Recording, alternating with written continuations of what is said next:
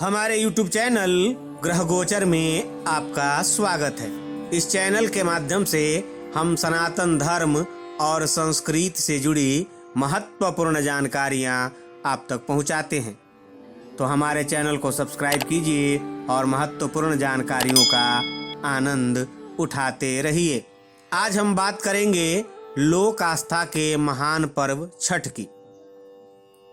लोक आस्था के महान पर्व छठ की तैयारियां शुरू हो गई हैं। बिहार झारखंड के साथ पूर्वी उत्तर प्रदेश के जनजीवन में ये पर्व विशेष महत्व रखता है।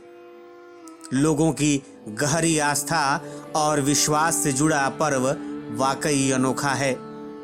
इसमें जहां पवित्रता का विशेष ध्यान रखा जाता है, वहीं ऊंच नीच बड़े छोटे का भेदभाव भी ये पवित्र पर्व मिटा देता है। छठ की अनोखी छटा में सभी एकाकार हो जाते हैं। वैसे तो इस बार मुख्य पर्व 20 नवंबर दिन शुक्रवार को मनाया जाएगा, लेकिन ये व्रत 18 नवंबर दिन बुधवार को ही नहाए खाए के साथ शुरू हो जाएगा। 4 दिवसीय छठ महापर्व का पहला दिन यानी कार्तिक शुक्ल चतुर्थी नहाए खाए के रूप में मनाया जाता है। सबसे पहले घर की सफाई कर उसे पवित्र किया जाता है। उसके बाद छठव्रती गंगा और पवित्र नदियों में स्नान करते हैं। फिर पवित्र तरीके से बना शुद्ध शाकाहारी भोजन ग्रहण कर व्रत की शुरुआत करते हैं। घर के सभी सदस्य व्रती के भोजन के बाद ही भोजन ग्रहण करते हैं। भोजन के रूप में कद्दू की सब्जी, चने की दाल और चावल ग्रहण किया जाता है। भोजन में इस दिन शुद्ध घी और सेंधा नमक का उपयोग किया जाता है। महापर्व के दूसरे दिन यानी कार्तिक शुक्ल पंचमी को व्रतधारी दिन भर का उपवास करते हैं और शाम को भोजन करते हैं। इसे खरना कहा जाता है। खरना का प्रसाद लेने के लिए आसपास के सभी लोगों को निमंत्रित किया जाता है। प्रसाद के रूप में गुड़ में बनी खीर और घी चुपड़ी रोटी बनाई जाती है। इसमें नमक या चीनी का उपयोग नहीं किया जाता है।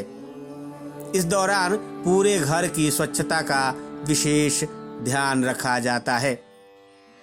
तीसरे दिन यानी कार्तिक शुक्ल षष्ठी को दिन में छठ का प्रसाद बनाया जाता है। प्रसाद के रूप में ठेकुआ बनाया जाता है। ये ठेकुआ आटा, गुड़ और शुद्ध घी से बनाया जाता है। इसके अलावा चावल के आटे के लड्डू भी बनाए जाते हैं। साथ ही चढ़ावे के लिए कई प्रकार के फल भी रखे जाते हैं। शाम को पूरी तैयारी और व्यवस्था कर बांस की टोकरी में अर्घ्य का सूप सजाया जाता है। व्रती के साथ परिवार और पड़ोस के सारे लोग अस्ताचलगामी सूर्य को अर्घ्य देने घाट की ओर चल पड़ते हैं।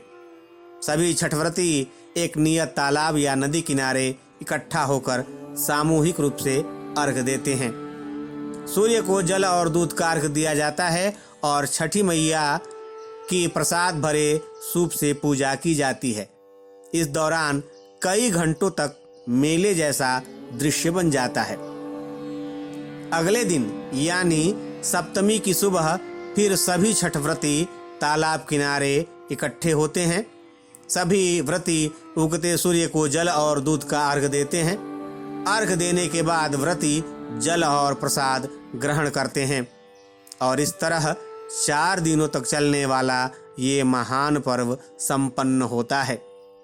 तो आप भी विधि विधान से छठ व्रत कीजिए और भगवान सूर्य के साथ साथ छठी मैया का आशीर्वाद प्राप्त कीजिए। जय छठी मैया।